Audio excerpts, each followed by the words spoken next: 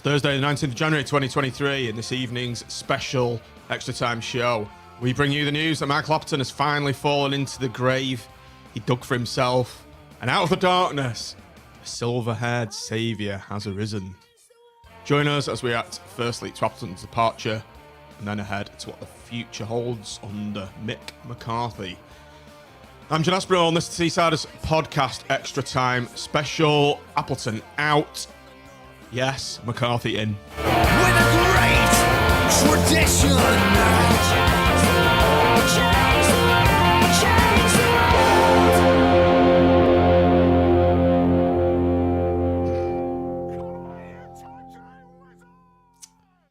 Evening, everybody. Another Extra Time EGP in the week. I bet you're sick of the sight of us all. We've got Tom, Tim, Matt and Nick. Welcome, everybody. Welcome to the stream. Welcome if you're listening on the audio pod. Nick. Tom, Good Nick, evening. Matt, Nick. You said that was like a child 70s TV programme, didn't you? In the, Tim, Tom, Mitch, Nick and John. Yeah. I'm actually old enough to watch Mary Mungo and Mitch. That's exactly what I thought of. Mary Mungo and Midge. For those of a certain vintage. Anyway, John, can we say just before, I learned a valuable lesson 2 pods ago, and that is when you're eating your tea while you're on the show, you've got to mute while you're crunching, otherwise it's a bit distracting for everybody else. He's got his cheese and biscuits at the side. Oh, they've gone now, have they? The plate is empty. Don't normally do that, but I've been hot footing it, foot to the pedal to the metal down the M60 to get home in time for this. We weren't going to do one this evening, Tim, were we? Obviously, the news broke at around 5-ish that Mick McCarthy has been appointed manager. And obviously yesterday, Appleton was finally potted. Great news. 2 pieces of great news. I'd like to think that we played a small part, engineered with hosting Raggy's rant that then ends up on AVFTT.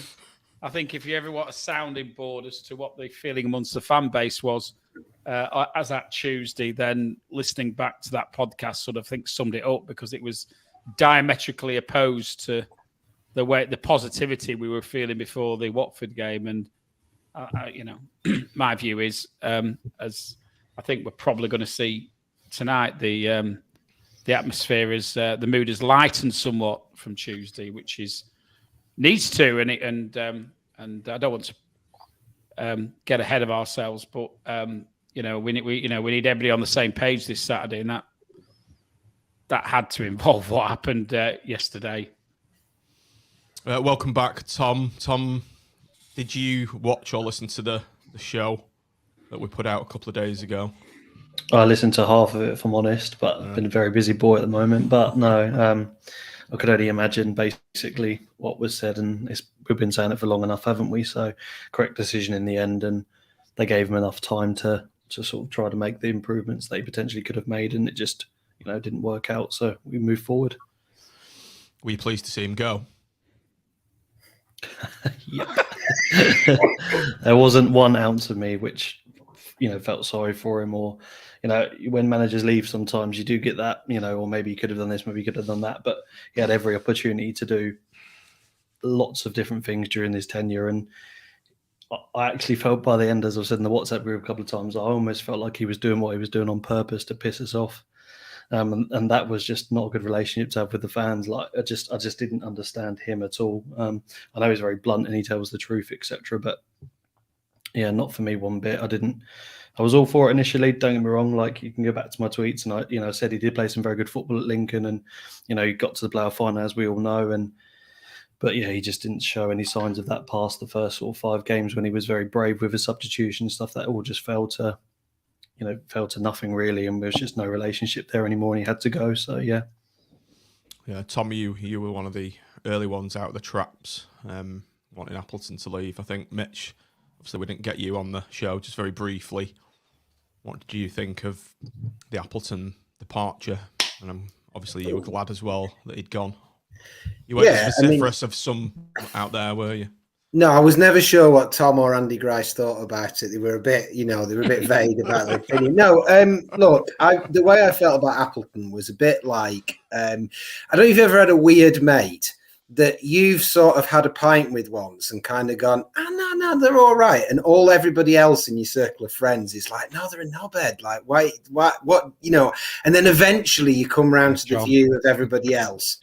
And that's kind of like how I ended up feeling about Appleton, when you've tried your real best to see the good in that person and to make it work. And eventually you just come around to the view that actually it's never going to work. And you can't really remember what it was that you actually found appealing in this person when you had a pint with them all that time. So it was inevitable. It absolutely, it had to happen, whatever the rights and wrongs. And I still maintain some sympathy for him. But it was inevitable that sympathy and the circumstances actually don't mitigate against the fact that the atmosphere was awful. And although Watford was the first game I've completely missed for a long time, I've not even watched the highlights, because it was that performance which did him, because it was those games where we were nothing. It wasn't. If we'd have bounced between getting battered and playing well, then there's something there, and there's kind of like but there was those games where we just were nothing, and it was like you couldn't work out what the hell he was doing. And having another one of those games, it was done on it. It was so yeah. I'm in conclusion, I'm happy. I feel happier than I have since God knows how long. Were you happy, Nick? Surprised or not by the timing? No, not really, because I think, there wasn't anybody who was really saying, well, maybe one or two were saying he deserves a bit more of a chance. And I think that, like Mitch has just said, that performance at Watford was just a final straw. Whether they'd made their mind up before then, board, I don't know, but it had to happen, because as we covered the other night, going into Saturday with him still in charge, massive game. They'll have a decent following. I think they've sold just over 2,000. The atmosphere from us would be really, it might be all right for 10 minutes, but then it'd go flat. And then I think it'd get really toxic. So we've got a chance now with getting somebody new in to, get that atmosphere back, get the North Stand bouncing, and hopefully start to turn things around. But yeah, he had to go. His time was up. Tim, Appleton's departure. You were on very good form, if I may say so, on the last pod. You made some very well put and strong points about him being on the wind up almost with that team selection. So I'm guessing you were particularly pleased when the news came that he'd been out finally. I do think the timing's a little bit weird, from the point of view of it's done on a Wednesday, when if normally if you're going to pot somebody, you do like Cardiff did and do it on the Saturday night or the Sunday, as you were very vociferously calling for on your solo pod on Saturday night. And I actually do think that the board have seen the soundings from the fans, and I'm not bigging up what we did, but what we did do was create a platform on Tuesday night, which then found its way into AVFTT on Saturday. And there's no doubt about it that the board look at that. And I think it was almost everybody was of one voice. It's very, very rare that you almost get every single person, whether, they are of Tom's and Andy's persuasion. And to be fair, they've been calling it for quite a long time. Mine, which was sort of originally 50-50, but became more anti as it went on. And like yourself, I think you were fairly, you were probably slightly on the left-hand side and prepared to give him a chance. And but he created, as you said, he dug his own grave. He dug his own grave on Vicarage Road pitch last Saturday. And I still think he possibly was trying to trigger a response from the board, and eventually got it. My guess is that they probably wanted to give him Huddersfield and get Huddersfield out of the way, but it had become so toxic that, and this is what we I spoke about on Lancs last night, was that if we went 1-0 down in that game, the concern was that it would become so negative that it would adversely impact on the team. And that was the risk I think the board couldn't, at the end of the day, afford. It's too important, this, and we've all need to be on the same page. And I think we might have found a manager who actually understands what it's about and is prepared to press the right buttons to try and make sure that that 12th man does its job on Saturday. And I'm really, really pleased that the board have acted.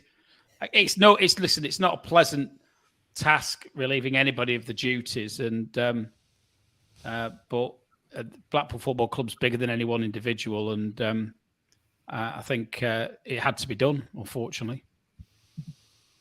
Okay, yeah. So Michael Appleton is thankfully no longer the manager or head coach of Blackpool FC, but this fella is Mick McCarthy. This guy here. There he is in all his glory, in his retro days at Bonds. It almost looks like the East Stand, that, doesn't it? It's like the scratching shed. It does. It almost looks like Blackpool's kit as well, doesn't it? You know, Yeah. It's almost tangerine, isn't it? Yeah. Looks a bit like a model. Do you remember the knitting patterns that you used to get like in the 80s? He looks a bit like a model for one of them. CNA, yeah. Before C, and then graduating onto CNA after that. For those of a certain vintage. Yeah, Mick McCarthy, Tom. Good choice. Will he unite the fans? Yeah, so when I heard his name yesterday, I tweeted the exact words, "Surely not Big Mick," and it wasn't because I actually find him. Well, his last tenure at Cardiff was nothing short of appalling. You know, he lost 8 in a row, and the football was quite poor, and he loaned a certain midfielder out to us, which I miss dearly. So I was a bit sceptical, but then I slept on it and woke up, and I actually thought it's actually an incredible logical appointment, to the point where there is, you know, what's available. I can imagine, yeah, your Warnocks, etc. are out there, but what's available, which he is and was, you can't get much more experience over 700 games. Is you know, is been a manager at a World Cup, and you know, he doesn't take much crap from players. You know, he appreciates fans. He's always been very complimentary to the fans when he's been an opposition manager as well. So. And as his interview, as we'll see in a minute, was a breath of fresh air for someone, you know, who's had that much longevity in the game as well. And it was actually really refreshing to what we've been used to with the previous manager. And I'm really excited to see what he brings. I don't think he'll bring the most, you know, exciting football, but he'll bring organisation, he'll bring passion, he'll bring the desire to win, which we haven't seen for months now. So I'm really excited since I've slept on it, and there was all this debacle about will he actually be manager today, but it's come to the conclusion that he is, and like I said, I'm really excited. And I think Saturday potentially we'll have a few thousand more there, and hopefully we can kick on with a win. Okay, as Tom referenced, Mick has done a video on the official channel. Let's have a quick look at it. Welcome to Bloomfield Road. How do you feel to be here? Thank you. It feels great to be here. It feels great to be back in the game. And at a club where I've had plenty of games, some good, some bad, some indifferent, but always enjoyable and always, well, not so much greeted by a great crowd. I'm hoping I will be come Saturday. But it's always a good atmosphere. I've enjoyed playing here. I haven't played here, but my teams have played here. What initially sort of attracted you to this role in particular? I want to get back in the game. I've been out of the game for 12 months, and I guess I have a bit of history of kind of inheriting teams when they've just had a bit of a struggle and managed to get them out of that trouble. So hopefully that's going to be the same again. You know, when we stay up, we can all be happy and make it look like a good decision. Everybody will have an opinion on it, but I've got experience of getting teams out of trouble from the bottom of the league. Yeah, and obviously it's rare that you've actually had a spell out of the game like this. Do you feel almost being able to reflect on that has perhaps benefited you? I'd say so, yeah, because it's a tough old gig. It's an enjoyable job. I've had over 1,000 games. I mean, I've got mates in football saying to me, "You're mad. You're off your head going back in. Stay out." But no, I want to be back in because I love it. I love being on the training ground. I love TC does, my assistant. He's desperate to get back in. And we've been out for over 12 months now. It's a long time. It's too long. So thrilled to be back in. And obviously, you know this league like the back of your hand. You know what the task is ahead. For sure.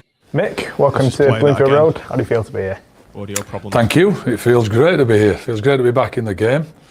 And at a club where I've had plenty of games, some good, some bad, some indifferent, but always enjoyable and always, well, not so much greeted by a great crowd. I'm hoping I will be come Saturday, but it's always a good atmosphere. I've enjoyed playing here. No, I haven't played here, but my teams have played here. What initially sort of attracted you to this role in particular? I want to get back in the game. I've been out of the game for 12 months, and I guess I've a bit of history of kind of inheriting teams when they've just had a bit of a struggle and managed to get them out of that trouble. So hopefully that's going to be the same again. You know, when we stay up, we can all be happy and make it look like a good decision. Everybody will have an opinion on it, but I've got experience of getting teams out of trouble from the bottom of the league. Yeah, and obviously it's rare that you've actually had a spell out of the game like this. Do you feel almost being able to reflect on that has perhaps benefited you? I'd say so, yeah, because it's a tough old gig. It's an enjoyable job. But I've had over 1,000 games. I mean, I've got mates in football saying to me, "You're mad. You're off your head going back in. Stay out." But no, I want to be back in because I love it. I love being on the training ground. I love TC does, my assistant. He's desperate to get back in. And we've been out for over 12 months now. It's a long time. It's too long. So thrilled to be back in. And obviously, you know this league like the back of your hand. You know what the task is ahead. For sure. Yeah, I've had a lot of games in this league, predominantly in this and the Premier League, and of course some international football. This is relentless. This league, and I'm not. Yeah, no, I'm not seeing. The bits I've seen of us playing now, it seems that we've got a really good group of lads. I watched one half of it, I think it was Sunderland. I thought they were having a right go. Nobody seems to have down tools, which is brilliant. And it's always sad when somebody leaves, but you know, I've been on both sides of that. And it's up to me now to make sure we stay in the league. Yeah, and what do you feel you can kind of bring to the side that they have already? Obviously a good squad at your disposal.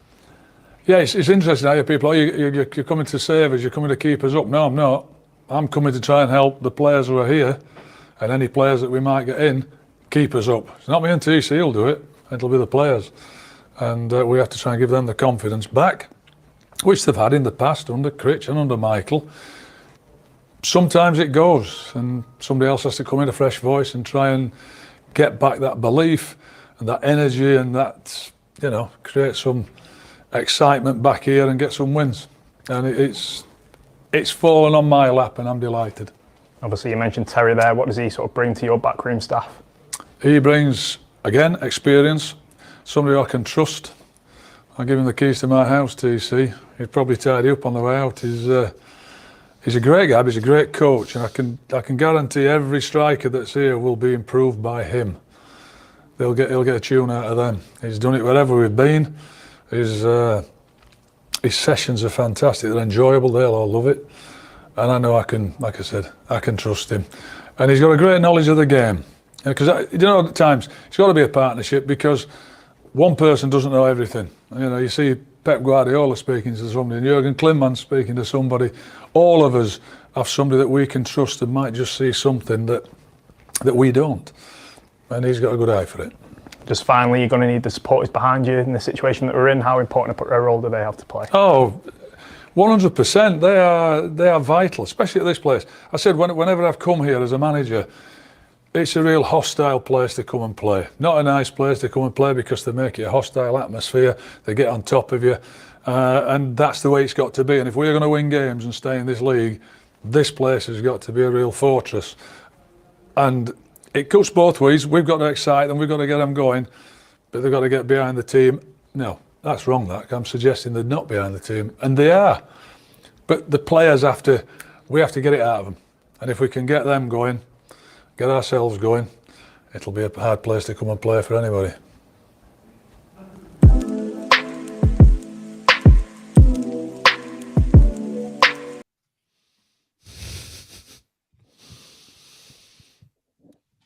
My first reaction to that is Sean must have been grinding his teeth together.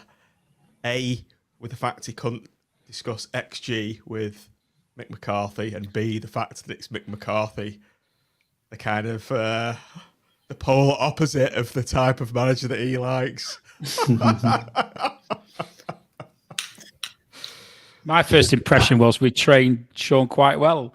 I thought, he's obviously his time on here wasn't completely wasted in the way that he. I thought it was a step down for him, really, compared to arguing about the relative worth of Gary Medine in the statistical form with me.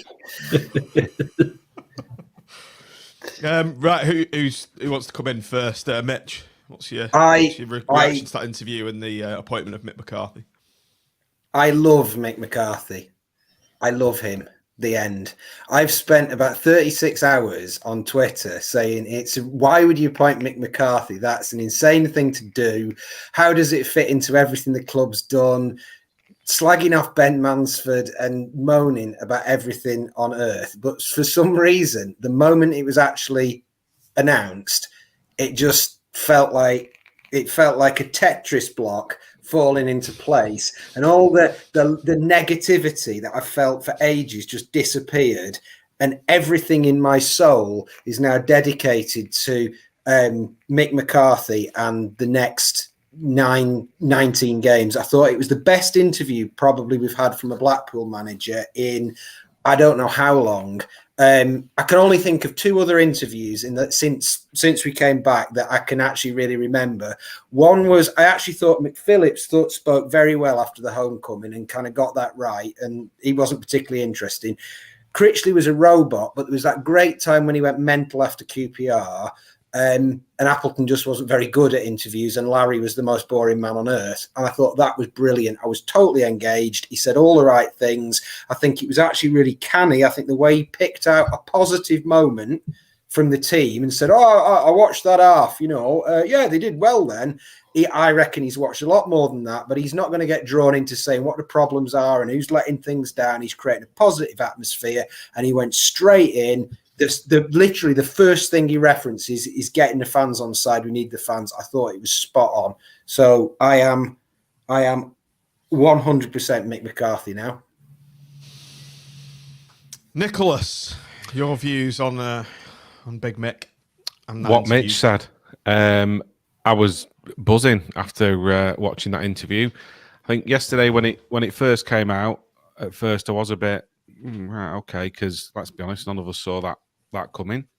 It's not a name that had been mentioned, and I did wonder, what will the style of football be, etc., etc. But similar to what Tom said, having slept on it and got my head around it, I'm buzzing for it. And then to listen to that interview, just fantastic. And the fact that he referenced the fans and the atmosphere, I remember when we played them at Bloomfield Road, it was a night game, so I'm guessing in the Championship when he was Wolves manager. Can't remember if we won or drew, but he made specific reference to the atmosphere of the ground. He said it, not a huge crowd, but my God, they get behind the team. So it's obviously something that's really stuck with him, and he'll obviously see it again on Saturday with the North back in full voice. And I'm really looking forward to it. Interested to see, what sort of team he's going to play, what sort of lineup. But for me, it's his experience, and that's what we need right now. It's not necessarily about amazing, fast-flowing football. It's about getting points on the board, being difficult to beat, and doing enough to stay in this division in the next 19, 20 games. And I think he'll be the man to do it. So, yeah, really, really looking forward to it. There's such a different vibe about him. He talked more positively about Blackpool than in that 3 or 4 minutes than Michael Appleton did in any interview he's done since he was manager. So yeah, fantastic. Really looking forward to Saturday. Over to you, Tim. Mick did mention the importance of Terry Connor in that interview, didn't he? So it's good to have a very experienced and trustworthy coach that he knows and he can work with straight away. I remember Terry Connor playing for Leeds. Don't know when it was now. Probably in the 1980s. Just going back though, I just want to endorse what the other guy said. He spoke with passion and with knowledge and with humour as well, which you know, not jokey humour, but you can see that he's been there, bought the T-shirt, and knows how to play a crowd, and no doubt he knows how to play a dressing room as well. And I think it's a very, very positive appointment because, like others, yesterday I was actually, again, going back to the Radio Lanks interview. I was waiting to go on when Mick McCarthy's name first gets mentioned. Nixon throws it into the mix while the program's on, and then Andy Bay sort of says to me, "What do you think?" And I genuinely didn't know. I was thinking, what do I think about that? And I hadn't quite made my mind up like some of the others said. But it's interesting. My Sunderland mate said he did well for them, and I know he had a bit of a bad run at the Cardiff at the end, but equally, as somebody's already said in the chat, he had a fantastic run when he first took over. And the important thing for us is how we react over this next 19 games. I mean, we don't know the terms of the deal that he's got, whether it's just I don't anyway, whether it's just to the end of the season or whether it's any longer than that. But he's managed over 1,000 games. He's anybody can manage. Well, I don't know how well he did it, but anybody can manage Roy Keane and his ilk can deal with any issues in the changing room for me. And very, very interesting about Terry Connor and about his observations about his ability to improve our attacking players. Because the one thing that we probably have struggled with is converting chances. And, if Terry Connor can use his experience and his sessions to try and sharpen up our attack to a degree, then that could be the fine margins between us picking up the points we need and not picking up the points we need. So, yeah, I'm incredibly positive. I can't wait for Saturday. I'm still trying to persuade you to come to Southampton and Middlesbrough. Come on. I'm going to Middlesbrough. Unless BBE Law have a chartered private jet to Southampton, it's a tad too far for me to go. And I've got the excuse of my youth coaching as well. I'll let you off then, John. But anyway, listen, it's like one of those graphs, isn't it? We're up before the Watford game, descending to the pits of despondency based on our ex-manager's dour and downright negative approach to that game. And then we listened to 4 minutes of a very, very experienced manager spin his magic, and we're back in the room. And he's got to keep us in the room, and the players have got to keep us in the room for the next 19 games. Because I want to go. I'm just about to book going to Norwich last game of the season. I don't want to go to a relegation party. Thank you. I want to go there and celebrate. Tom, you want to say something? Yeah, I was going to say he's had a lot of exposure to a lot of different experiences through his career, hasn't he? So it's easy to comment on recency at Cardiff, but if you put that on its head, when he first took over at Cardiff, they were on a poor run, and I think they were 15th or 16th, and he got them up to 9th, pushing playoffs with some good form as well. So, the second season didn't go as well as he liked. And just referring to Tim's point of converting chances, it will be good to see Terry and him work with Jerry Yates as a striker and not a wing back, because we probably haven't created as much chances because we've played such bizarre teams or different sort of formations with probably are not our best players in their right positions. And Saturday was an epitome of what he was doing by playing Connolly straight back at right back and not bringing in Lyons in the position he played just with Forrest. Whether he's ready or not, he should have started, of course. So I think he'll get the basics right, which will get the best out of our team as well. So excellent. Right, we're just going to go over to the phone lines now, get a couple of fans' views on the appointment of Mick McCarthy. Gricey's waiting in the wings. Right, Andy, how's it going?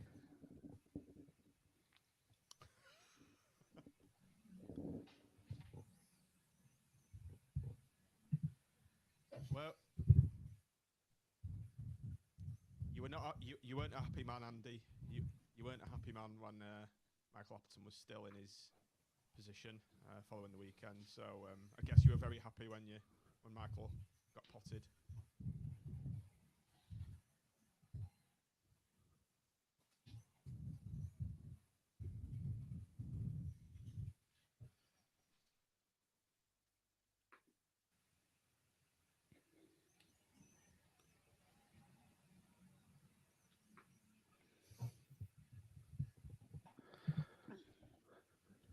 don't think anyone can hear John. Oh, Andy, just one sec. You've gone very quiet as well, John. 2 secs, I'll call you back. Okay. Cheers. Sorry about that. These new features, eh? You've gone very quiet, John. Have I? Yeah. Oh dear, shouldn't have done that, should I? You not hear me? It's really quiet, mate. Yeah, you're really quiet. Everyone else sounds all right, I think. Right, yeah. This isn't talk sport standards. We'll be getting binned. Talk about the style of football then before I get this line back. Should we not cut to an advert on like toolboxes or something? Screw fix. Yeah. Buy a van. Style of football. Well, it's going to be interesting, isn't it? With the players he's got available. Because obviously we've got some real attacking talent in the team. So what will it mean for the likes of Bowler, Patino? I expect that we'll probably have a defensive midfielder in, if not two. Be interested to see what he does with the defence, considering we're not exactly overloaded with centre halves at the moment, are we? With I haven't not seen an update on Marv with his hamstring, but I'd imagine it's going to be 6 or 8 weeks, isn't it? I think they said that, Nick. I think have they? Yeah, or most certainly. The word on the street is it's 6 to 8 weeks. Anyway, and I don't think anybody. You can understand that with the nature of the injury, can't you? Yeah. So, I mean, we may have been looking at getting another centre half in anyway before that injury, but I think we certainly are going to be now, and I'm sure he'll have people in mind already who he might want to try and bring in, and hopefully that happens sooner rather than later. I'd like to see Andy Lyons back in on Saturday. Obviously, he's not going to have much time to assess the team, but I'm sure he'll be taking advice from people within the club as to how we've been lining up, etc. And he'll have a good idea of what he wants to do. I think by 3 o'clock on Saturday. Do we think he'll put? He's known, isn't he, for playing either like a 5-3-2 or 3-5-2, whichever way you want to dress it up. It'd be interesting to see whether he goes with his formation or whether he tries to work within the confines of what we've been doing. Because the problem, obviously, with the massive formation changes is bedding it in, and normally it's something you do pre-season. And obviously, he's got to hit the ground running, hasn't he? He's maybe got Southampton to experiment a bit, but in the league, he's got to go. In some respects, you've got to go with tried and tested. So do we shoehorn into his system, or does he shoehorn his experience into our system?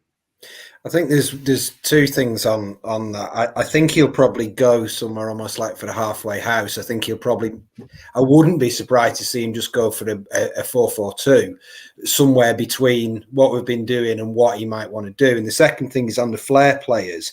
I couldn't remember because he went back to Ireland, didn't he, for a second time? And I couldn't remember what he'd done with Wes. And actually, he was the man who brought Wes back from the cold with Ireland. And as I was Googling to try and find out what he'd done with Wes as Ireland manager, I also discovered that he was really keen to sign Wes with Wolves in about 2008, I think it would have been. So he's obviously not adverse to a little tricky player. And he's obviously not adverse to a skillful player, but I think it'll be the number of those players. And I probably think he'll go with Bowler as the wild card and then make everything really solid around him. And I think it'll be probably not dissimilar to the Critch setup in that sense of absolutely win every ball, solid, drill him, and hit Gaz, and Bowler do what you want. And it's sort of that's probably the pragmatic way, where you go to be hard to beat and you've got one or two players that are going to cause the opposition danger. And that's what if I was putting a fiver on it, that's the sort of lineup I'd put on. But I mean, I'm not pretending I've watched his career really closely, but that's kind of what I would divine that he would do. Yeah, I think. Yeah, no. Well, I didn't know if I got this wrong, but I just sort of remember Wes coming into more of a central position as he got a bit older on into his career, especially with Ireland as well. Started cutting in from cutting in from sort of the wing a bit more and having influence in the middle of the park. So I think you're right. I think he knows a flair player when he sees one, but we do need that organisation. And you could argue one thing that Appleton start to get right was the game against Forest, despite us probably being able to draw or lose that game due to their wastefulness in front of goal. He obviously got us playing quite good football with Pervader and the wing players. So I don't think we should lose that, and hopefully he's identified that as well. But I think slowly over time, because 19 games is almost half a season. That's why I said yesterday, I don't think we're deep in that trouble. I think we just got ourselves in the rut with Appleton, and we knew each game was kind of going to be the same. So 19 games is such a long time. So between sort of 5 and 10 games, he'll start having his influence and maybe bringing in a couple of players as well. But I think he'll just bring organisation to the team. But I do think we need the players to play the way he wants to play, especially as he did at Cardiff, like with the Aidan Flint type sort of players. And the bullies basically are going to have control in the Championship League, because we can't continue to play Patino and Carey as centre midfielders. We need Tribal fit, and we maybe need to bring another one in for them to do the dog work for the team to, bear the fruits of the labour of that. So it won't be immediate, of course, but I think we'll certainly see a difference on Saturday, that's for sure. I think he's going to adore Callum Connolly. I think I've just got this feeling that he's going to adore the disruptive quality of Connolly. He's not going to care that Connolly ain't the greatest technically, and actually that mattered in the Appleton setup, that Connolly wasn't particularly good technically, but I don't think it's going to matter in the McCarthy setup. And I think that's going to be, it's interesting when you think, there's a couple of comments. Mark said stick Connolly in the middle. And there's another one that says that I think probably Patino, I can't remember who said it, but Patino is probably the potential casualty of this setup. And I think, both Carey and Patino, I don't think he's going to be overly enamoured with either of them. I don't think he's going to think they're bad players, but I think pragmatically, it's hard to see how either of them are going to be more than a sort of an impact sub. And I think, we can't continue to rinse those two in the middle.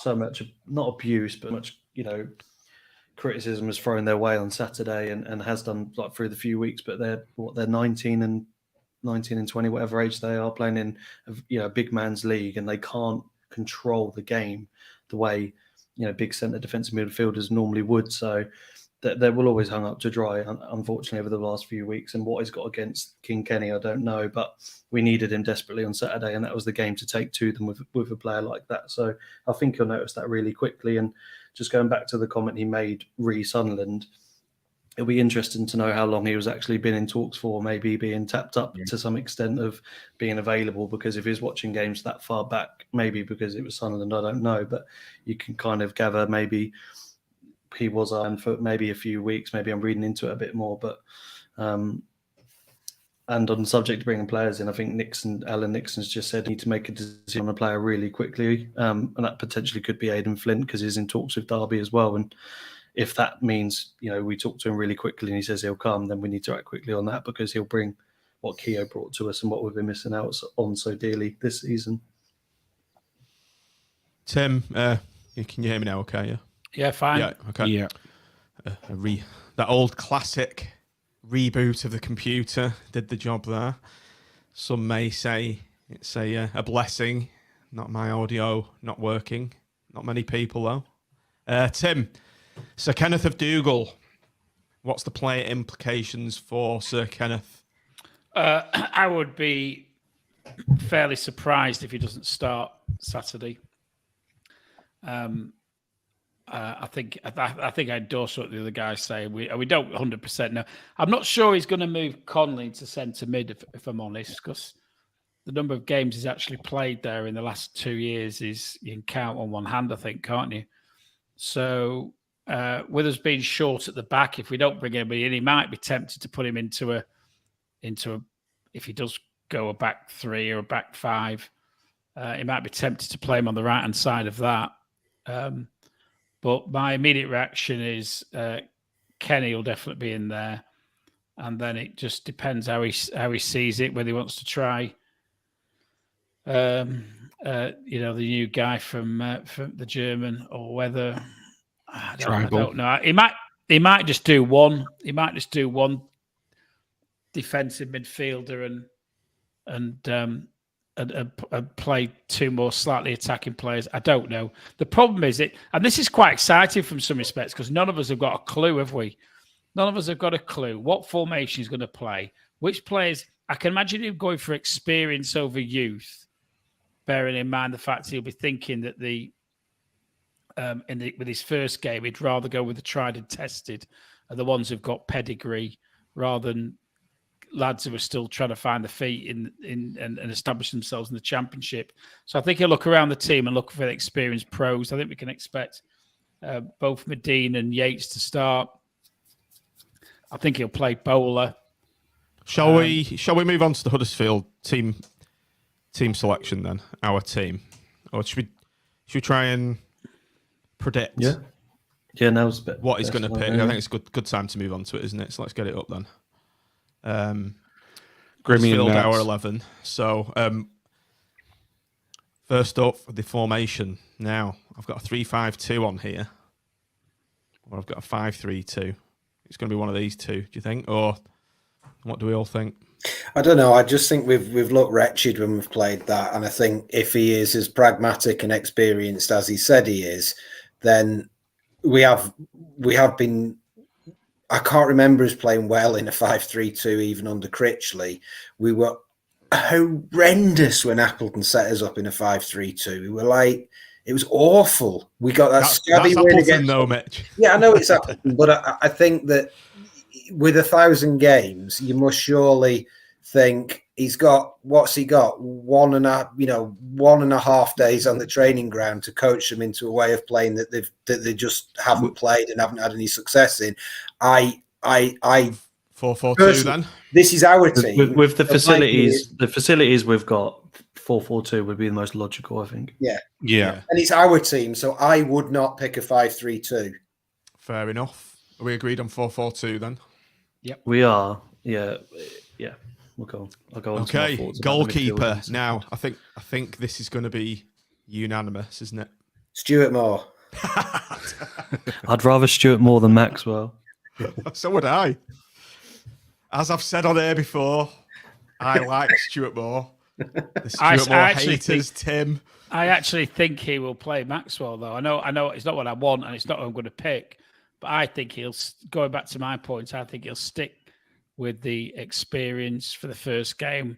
And with Maxwell being captain, I don't think first game he wants to rock the boat there. Okay, so how do you think, given the fact he's only going to have 2 days with the players, how is he going to pick this team? Who do you think he's going to be asking the likes of Dobby or whoever? So you're bound to feed in an opinion of the players from someone, aren't you? They'll be asking Sean. Big Gaz ain't playing then, is he? Surely we're going about false nines to him. What are you on about? False nine. Is it Richard? What hell's a false nine? It's a 6, upside down. Is it one of Appleton's teams still here? Richard, I don't know his surname. I was going to mention that, Tim. He wasn't covered in the when they said who'd left. No. So whether that means he's still here or they just missed him off, I don't know. We've still got coaches at the club, haven't we? So he'll be potentially going to the captain, obviously Medine, but he'll be speaking to the coaches. And if he's watched us over the past 3 or 4 weeks, which he absolutely has, no doubt in my mind about it. But you've had O'Donnell and Banks. I think O'Donnell and Banks there, so he'll have advisors, of course. And if he's watching the games, he'll be watching them back. And I think he'd been only at the job a while. So we'll have to see. But yeah. But who do we want? Grimmy. Best keeper in the league, mate. In Grimmy goes. Right, we've got a bit of a conundrum at centre half, haven't we? Big Marv missing. Does that mean Williams is starting? Oh, no. He's not actually had a shocker for a while. Well, true. He's picked up a bit, hasn't he? Yeah. I've said this in the group. He came on, actually, and he played a Kia role on Saturday. I know he didn't have much to lose, but he picked the ball up past the halfway line a couple of times and drove forward and tried to get us to play, if I'm absolutely honest. I'm not a big lover of him, but, he most certainly isn't as bad as we all think, in my opinion. But well, a few people in the chat are saying stick Jimmy in the middle, obviously with... No way. Oh, God, no, because then we have to play Tomo. Oh, yeah. We don't want an own Oh, goal Garbutt. or. Is he injured, Garbutt, again, or is he? I'd play Williams probably with Thornley, and then Hubby can be centre. Hubby can be left back, Yeah. and Thornley's Lyons left right back. Yeah, wasn't and, he? and, So, and yeah. Jimmy and Williams. Thornley's We're too. not It's going. not We're not balanced. going Connolly centre back, no. Connolly and Joe. I don't Well, think he. I don't think it, I could see the argument for it, but I Yeah. don't. He hasn't played centre back. what can since- someone Mike- tell me? Mike- Can someone tell me what is Connolly's He- natural best originally- position? Originally, I'm pretty sure he was a centre back. My argument for Connolly in He's never been a midfield- fullback. My argument for Connolly in midfield is, although obviously Sir Kenneth of Dougal is a wonderful footballer, and particularly in a more rugged side that requires tackling, he's ideal. He's not very big, and we're little. And Connolly has that presence, and he's disruptive. He can tackle, his energy can get about, but he can also win aerial duels in the middle. And it's something we never, ever do, is win that sort of second ball that's bouncing around in the air. And I think Connolly could bring that to us. So that's my argument why I'd put him in the middle and therefore not at centre-back. Okay. Are we all happy with that then, Thornley and Williams? Yeah. Right back. Lions. Lions every day of the week. Andy Lyons roars into right back. Left back. Sir Jimmy deserves a song husband. Why don't you write one, Mitch? Oh, it's not my job. That's, I write 3,000 word shite blogs. Raggy writes songs. Raggy will be busy working on one for Mick McCarthy at the moment, I think. There was quite a good one knocking around on Twitter. Something about he's not come to punch, not come to Fist fist the bump. fans or something. Tom Johnson's just said worst centre back partnership in the league. That It's not the best, is it? no, But it's slim pickings, though, isn't it? yeah. Unless we I think Thornley unless is we sign someone absolutely tomorrow. Incredible. I think. Yeah, Thornley's Thornley's class. I love Yeah. Judd. Right, centre mid. Tim, you can kick this off. Centre mid. Well, I am going for Sir Kenneth. I think he will be there. Experience. Never lets you down. It doesn't. Never gives the ball away. Or not a lot. There's an asterisk. I just didn't want to sing that bit. Nick, you're See, very I'd have quiet, sat over there. I'd have Connolly in the centre for all the reasons that Are we having Mick's one just talked about. defensive midfielder and one more attacking midfielder in this centre? Do you not think he might play this- tribal? I forgot about. It doesn't matter what he's going to Tommy do. P. Relevant what he's going to do. No. It's hard for us to comment because we've not seen him yet. Not This- seen him play, this have we? Look at our team. If when You're this picking is our my team argument, and you've this had is my this argument very for a very decent 4-3-3. Because if you want to play the 4-3-3 of old that we fell in love with all those years ago, when Tribal is fit and when Dougal is playing, I'm not saying he won't replace Dougal potentially, but we could have a ball playing midfielder such as Kerry or Patino, and then have two hard working CM or CDM, should I say, which would be the ilk of Tribal and Connolly or Tribal and Dougal, because will be a tough team to break down if those two play. And Tribal is an absolute animal in the middle when he is fit. He had a incredible career at his previous club. So when he is fit, which I don't think he will be, and that's why I think Dougal will start. Why does everyone not think he's fit though when he's played 26 games this season? He's not played 26 games this He's not year. played He's played 26 games this calendar year, not this season. The stats the stats are presented wrong somewhere. So it's since. I don't think he'll be far off, but yeah, it's not been for a few weeks. He's kicked the ball in vain because they had a break as well, so he won't be up to speed in probably the most important game of the season. Well, it is the most important game of the season, so that's why I think he'll go Dougal and Connolly and potentially, or maybe he'll just play one as you've alluded to and go. I with take Carey. it Bridcut's not fit yet, is he not? Because there's talk he was only a week or two off. But in all seriousness, when he plays, he's a good player for us, No, he is a fantastic footballer, again, like Stewart, but I don't think he'll be anywhere near, if I'm honest. But so what we're doing then? Connolly and Dougal. We've got the flair on both wings, haven't we? Well, I mean, it's the argument is either you. There's a comment in the chat. I think it's Pete said you need one creative and one holding, but we didn't have with Critchley. We didn't have two creative. You know, we had two shields, if you like. Yeah. So we don't have to have that balance, but it's whether we want that balance. I'm playing Connolly, and then I'm quite happy to play Dougal alongside him. I'm all right with that. Everyone else? I think he'll play Tribal. What do we want? What do you want? Keep telling you. I know, but I sort of want what the manager wants. So I'm thinking what he's going to pick and thinking, well, he's a new manager and that's going to be the right thing to do. And I suppose he's had another week of training, hasn't he? So, well, if Tim, if you think Tribal's in, who are you partnering with? Dougal. We've not seen this Tribal though, have we? So just put him in because we're going to be here till midnight. No. He's got a lovely changing our mind over YouTube defensive highlights. central midfielders. It's a democracy. So if you vote otherwise, I've made my observations, then I lose out, don't I? I've not seen week in, week out at Norwich, but his ability to win the ball and highlights always make it look better. But he is a cut above probably. So you think he got. might be? I was going to say a step up on what we've got. So on that basis, he is. I think Kevin Stewart is the best footballer at the club, but he's made of poppadoms. So I think Tribal is going to be someone we desperately need come this season. Shall we chuck him in then? Just chuck him in. Let's do it. Just do it with Connolly. It isn't that deep, is it? Let's just. Yes. So the question. I'm having Tribal with Dougal. I want Tribal with Connolly. We've got an impasse again. Oh no, we haven't. We haven't got 5 votes. So me and Tim are Dougal. Nick, what were you? Connolly. Mitch, Connolly. Tom, casting vote. Or you can go with someone else. We've got no choices there. I can't waver my love for Dougal, but I really don't want. I want Connolly centre back, so I've been outvoted on that.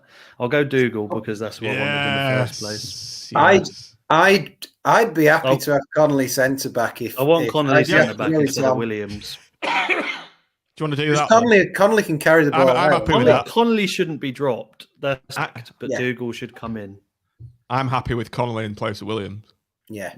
I'm not going to slag off Williams, by the way. I don't understand why people are hating on him when Marv's was by far the worst player in the first sort of 5 games, and Williams was, maybe a bit better, but he's not a great footballer. Don't get me wrong, but he hasn't.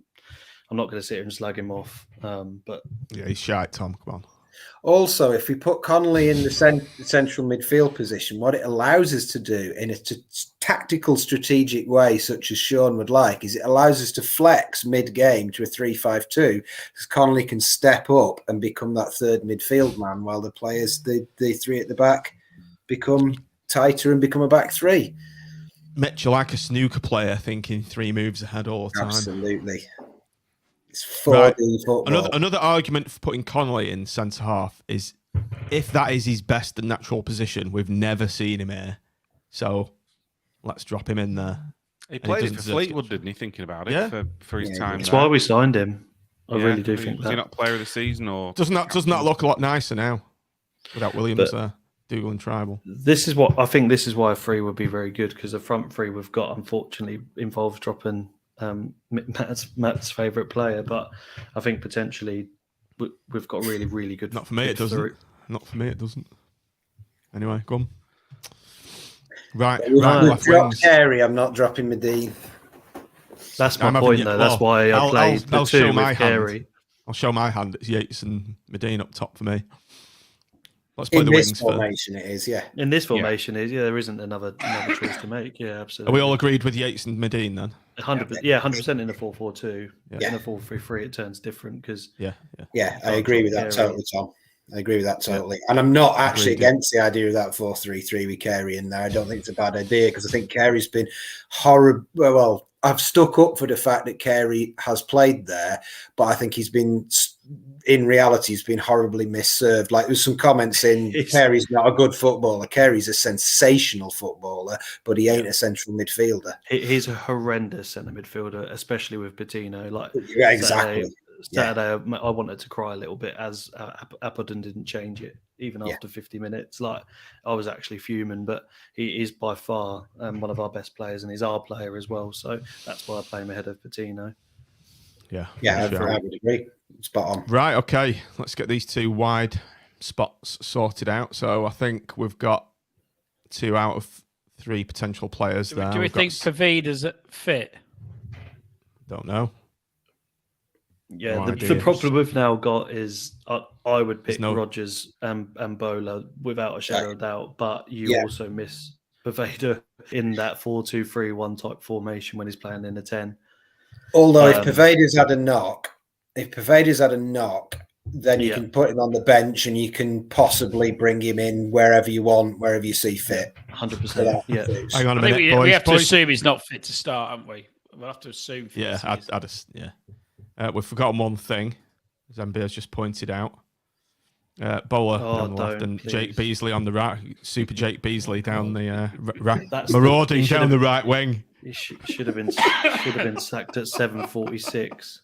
As soon as that team sheet and lineup came out, he should have been sacked. I know I'm quite an avid tweeter, but I actually tweeted 5 times that match. Just a reminder, Beasley is playing as a winger. I actually sat in my seat and I still can't get over it. Oh, but Beasley's shit. Yeah, he's not a fucking winger. That's why. Jesus Christ. Anyway, right. So we have got a decision to make here. Did Bowler do enough to start? Yeah, Bowler starts. He's fucking brilliant. How dare you, John? We just bought in our best player in years. Is he good enough? He was shite last game. But he doesn't. I don't think he was. Even if he is shite, John, we've got to get him match fit. All right, fair enough. He wasn't shy as well. He skinned. No, I don't think. I think the service to him was shocking. We were poor. We had. I hate to bring it in, but we had 0.22 xG, which means Lavery had a shot in the 93rd minute, which clipped the top of the bar. That's basically all we did. But he put in a couple of good balls for Rodgers, and he miscontrolled when he could hit it first time. So there's absolutely no way. Cathcart did a good job on him. Let's say that. Right, I'll take back if shy wasn't shy. I think Cathcart marshalled him very well. He hasn't played for ages as well, and as Tom just said, even if he's shy again, it's worth it to get him match fit because when he is match fit, it'll be brilliant. Yeah, and I play Rodgers. Where we're playing them? Where we're playing him in? Right, Rodgers. Yeah. What? 10 people Rodgers speaking at the same time, though. And again, Bowler, right or left? Right. Yeah? Right.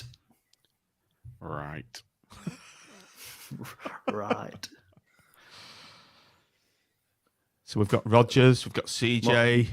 My vote is Rodgers because the first 15 minutes of the Watford game, he showed how aggressive he wants to be and bared down on goal a few times in the match. And I just think we'll need that early doors.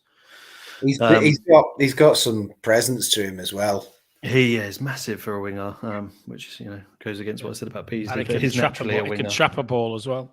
Yeah. And I do love CJ. He has been playing well, CJ. Weeks, but he has, but yeah. Impact sub CJ when Bowler runs that steam on 60. It's going to be a strong bench. Yeah. There we have it. Grimshaw, Husband, Thornley, Conley, Lyons, Bowler, Dougal, Tribal, Rodgers. With a dream team, Mitch, back up top. The dream team. Big Gaz and Jezza. Double hat-trick on Saturday. York and Cole are back again. Is it 3 p.m. yet? When you look at the squad, though, we've got a ridiculous amount of talent, to come back. But yeah, Nick, the bench. It's a good shout. We've got a very strong bench. We have. Be interesting if Paveda comes back as well. No, Height says MB, but we can't deal with. I don't know how we deal with Height other than bring Williams in and compromise the solidity that I think you otherwise have. It's a fair point. Stick Williams back in. Listen, my back's killing. Not much longer. Right, Nick, we'll try and wrap up soon. I think we need to do another hour where we now work out what we're picking We 3, will. 5, 2, We'll and be then here we at need to 1 do in the Tom's morning. 4-3-3. Yeah. With Patino in, Pervader in, Carey in, Lavery in, Maxwell Keshy back in. in, Williams back in. We're not getting a lot of you love just for this don't know, team, do you? boys. We're not getting a lot of love. Ben's just said, don't rate the 4-4-2. Pete's just said, I'm worried now after this pod. Yeah, we can all go back to Appleton's formation if you want, boys. I'd be surprised if we've got 4 or 5 of those right. Yeah. Why don't after the pod, John, just pick an alternative 11 and stick that out and say, put it to the Twitter vote. How about that? Yeah, do that. Because you could quite easily pick another team or Easily, 2/3 of it, couldn't Yeah, you? yeah. People down up in the WhatsApp chat as well saying it's a shit team. Well, the thing is, with 4-4-2, it's what can you do? If you're going to change the formation there, then you're putting different players in, aren't you? Without knowing what formation he's going to play. I'll send you a it's just all 4-3-3, guesswork, John, and isn't you it? can do a vote. Okay, right, we've got Yeah. Andy back on the line now, so Andy's coming back on. Hopefully I don't go silent again. Hello. Right, Andy, we've got you this time. Everybody in the room, is this working okay, yeah? It Can you is. hear Andy? Can you hear me? Yeah. Yes, mate. Spiffing. Right, Andy, your thoughts on Appleton and Well- Mick McCarthy? Take 2. Welcome to the most joyous household in the Preston area. This is a happy day, not a happy day. See what you've done there. Oh, aye. It's when you can remember Mr. Appleton walking through the door of the club, can't you? And then he gets interviewed and he said it's chalk and cheese between how the club is now and when he was here before. And he was right. The club is completely different. Supports all there and things like that. Except when Appleton was here before, I thought he was shite. And when he was here this time, I thought he was shite. So a lot of change with our club, except nothing had changed with him. And let's be fair, it didn't take a lot to see through him. I didn't think, but I can understand our supporters trying to get behind him and everything. I mean, like, I didn't shout anything against him at games, or within the game, but I did feel as though he was the wrong fit. And now you just listen to the McCarthy interview and it all seems different, doesn't it? It seems like it should be. Okay, Andy, how did you feel about the news when you saw Mick McCarthy in the hot seat? Well, I think like a few others, you maybe thought it could be someone else, and then you go and think about it, and you go and think the predicament that we're in, and you look at his experience, and you look at the fact of what he's done, and then people turn around and go, well, he was shit at Cardiff, and you go, yeah, but he sold a lot of players at Cardiff. He sold a lot of players at Cardiff and didn't get many in. To be fair. So he had to generate a lot of money. I mean, they're in a pickle and they're still in a pickle. So like, I'm not going to take a lot into that, to be fair. I think it generally he's had a good record. Personally, I met him when he was at Wolves when I worked at Everton, and he was just a really good guy. Came on as solid, good guy, had time for everybody who came up to him. And I just thought, my experience of him is a good, solid bloke, but he's a bloke, isn't he? And like someone put on before, Medine's not the alpha male in the changing room now. So it's and of course, I have copyrighted the pod sack word today. Remember that? Because I'm sure the club sacked Appleton after the pod the other night, so we can call it the pod sack. Is that Timism? Tim, is that Timism? What did we say? We said sack bait was the other one, wasn't it? Yeah. Anyway, I thought it was, no. In all seriousness, now I think, like maybe, you just had to sit and think about the McCarthy one for a minute or two, and then think about what it brings and I think like it's all positive now, and I think everything's positive. I think we'll be raucous on Saturday. And I wouldn't like to be in the Huddersfield changing room on Saturday, just about to walk out to that. It could be like the homecoming day all over again. I really think that.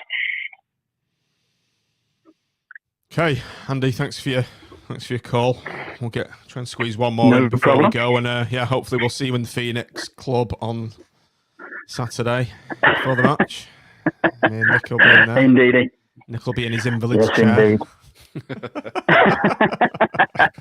How's the back, Nick? I had physio today, so it's a bit better. It's just like I said to you, moving about, I'm fine. It's when I sit down. So having not moved for an hour and 40, I'll need my other half to give me some assistance. Do I bring some deep heat for you on Saturday, Nick? I'm going through that like nobody's business, and ibuprofen, you name it, Andy.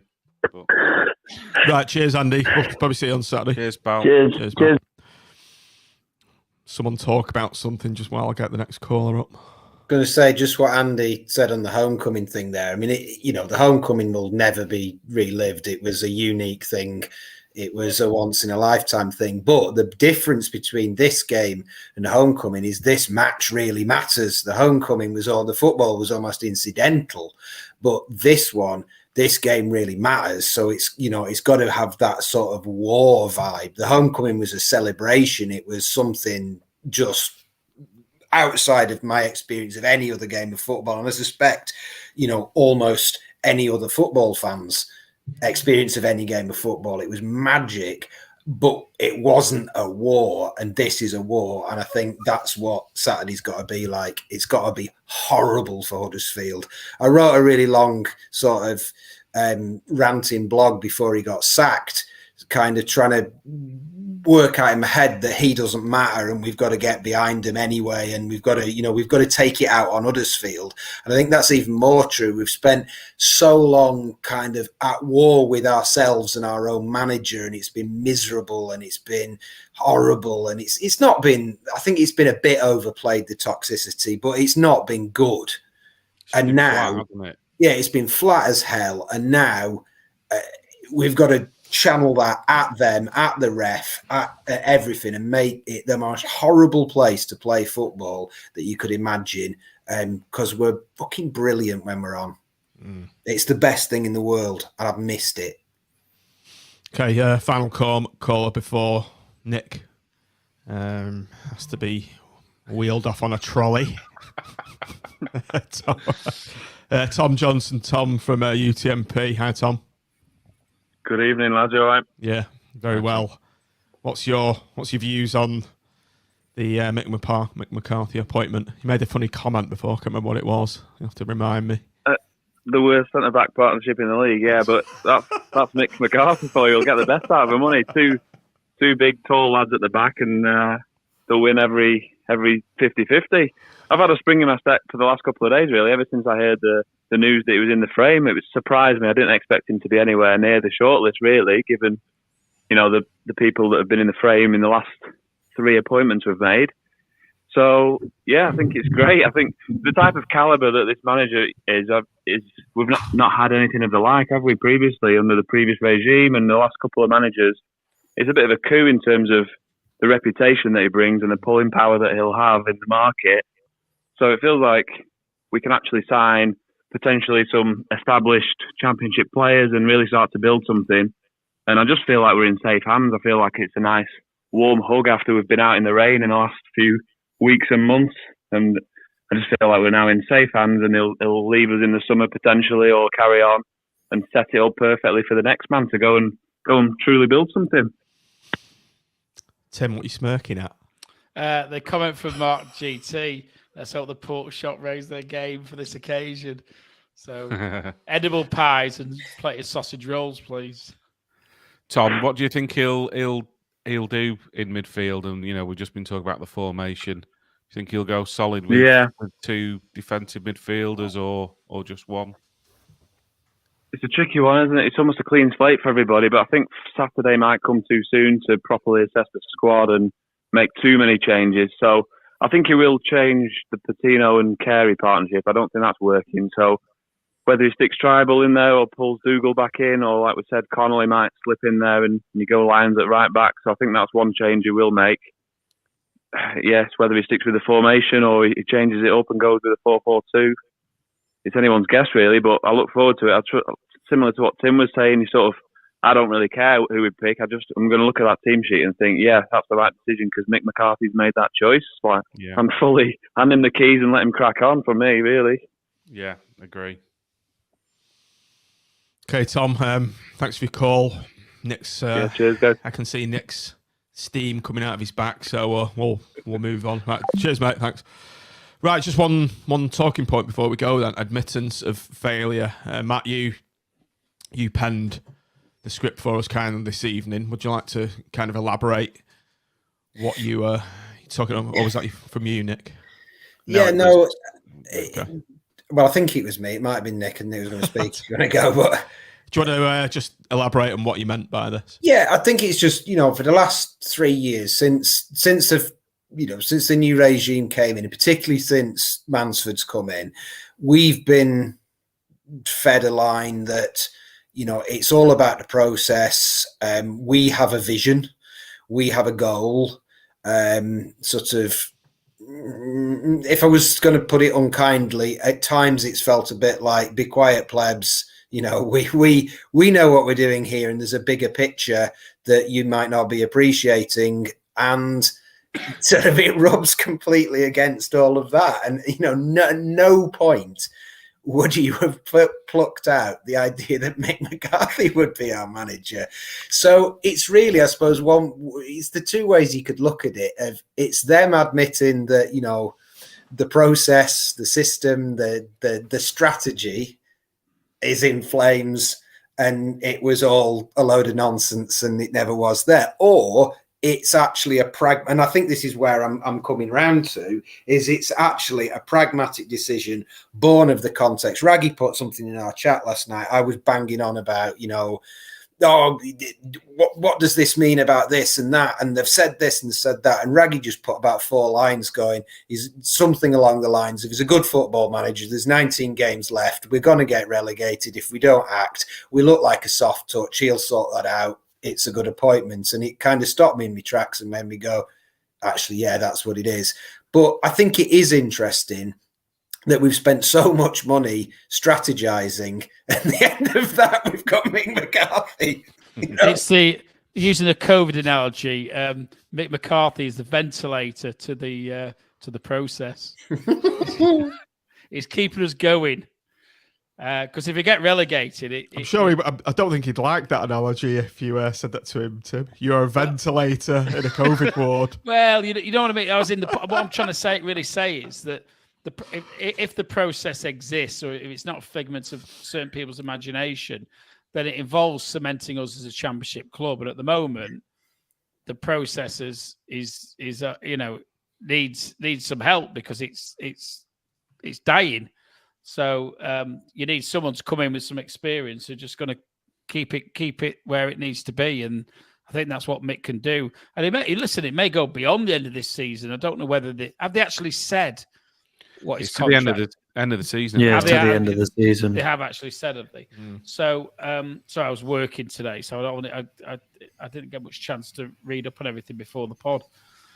But in all honesty, he's got the abilities to turn it around quickly. And I don't think there's many managers out there who've got that on their CV. And he was quite happy to talk about that as somebody who comes in almost to firefight a problem. And I think he's quite proud of that. And I would be quite proud of that if I was him, because he has got this, a track record of immediately creating results where teams are floundering, and we can only hope that he does the same for us. Oh, we forgot to get his record up, didn't we? Let's look at Mick's stats. I think there's a beauty in, for all of the flip charts and the Gantt charts and the process charts and the spreadsheets and the data and all of that work that they will have done, that somehow the computer spat out Mick McCarthy with Gary Medina as the key player after all of that work. Oh, if there ever was a delicious irony, that's one. Isn't that right, Tim? Well, that means Gaz is starting every game. Well, you can't destroy him, can you? No matter, it just keeps happening that people go, well, I think Medina's time's done, and then something happens that he then becomes the key player again. He's still going to be our key player in about 2034 when he's about 42.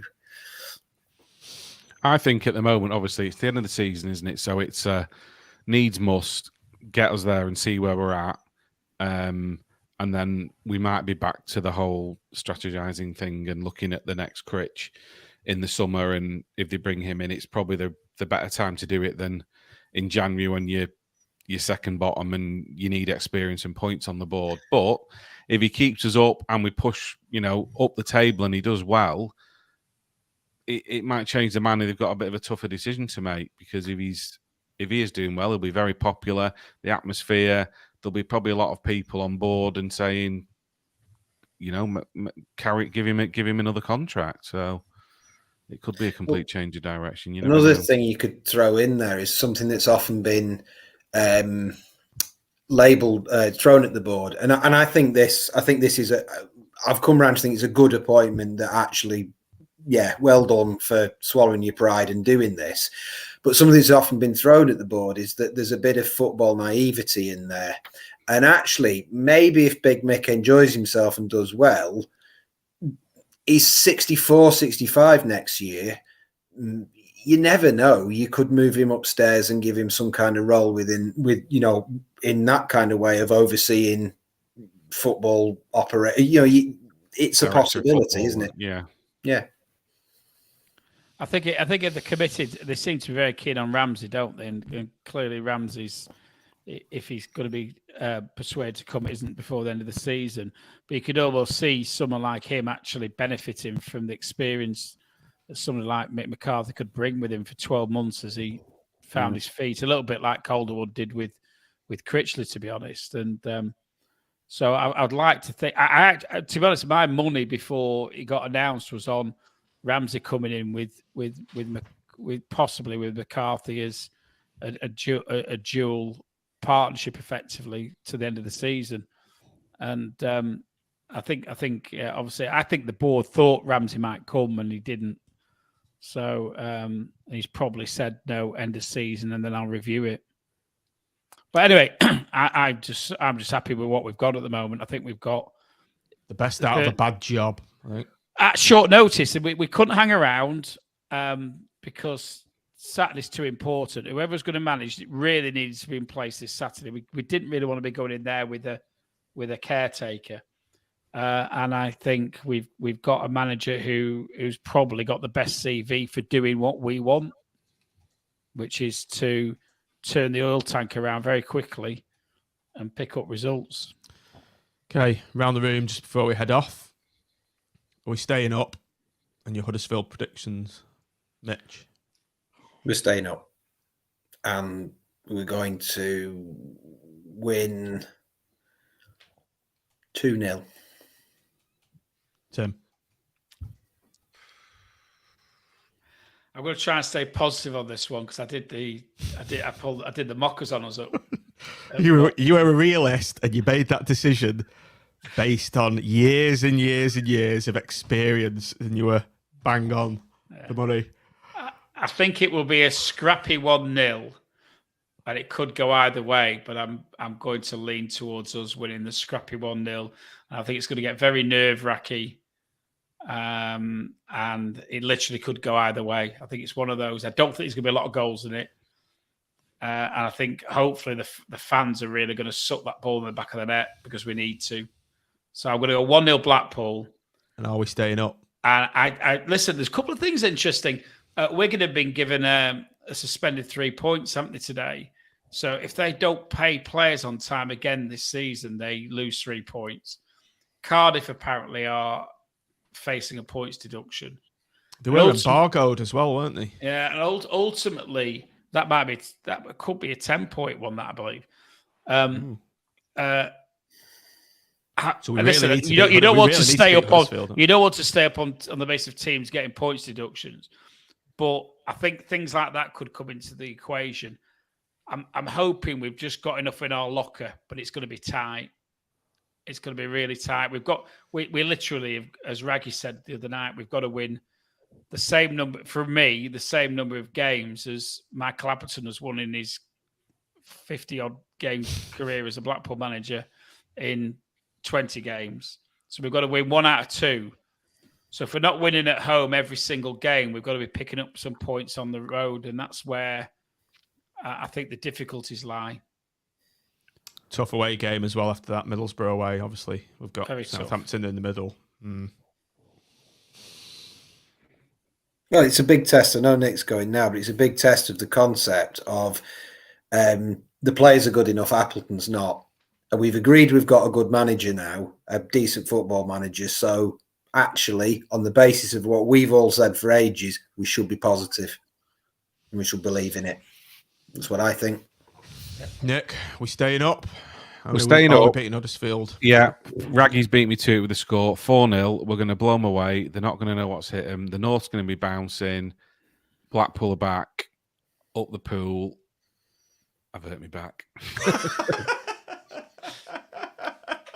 Well, you'll have to, on what's going to happen on Saturdays, Nick, your back's going to be playing you up, so you're going to have to go down to walk along the concourse, and we're going to score while you're on the concourse. Oh yes! Each time I go down walk, so we're going to have doing a Smith 3 or 4 times of the game. That'll be fine by me. Yeah, we need to bring back doing a Smith. Doing a Smith needs to come back. It's not happened for a while. It's not enough goals scored. That's why there's no Smith happening. We should include him in the stats for the season, shouldn't we? Yeah. Right, Tom. We staying up? Yes. We beating Huddersfield? 3-1. Edgy start though. It's like one of those dodgy dubbed foreign films, isn't it, at the moment, Tom? Is it the same for everybody else? You're about a delay. 3 seconds behind what you're doing. So, right, closing thoughts, anybody, just before we head off? I want to raise my glass, actually, though I've got nothing left in it, to Mick McCarthy. And I hope that everything that we want from his appointment comes to fruition. So charge your glasses. I think I've got a little bit of Coke left in the bottom of mine. I've got the dregs of some Wainwright. To Mick McCarthy and all who may sail in her. Yeah. He's a better manager than Jurgen Klinsmann.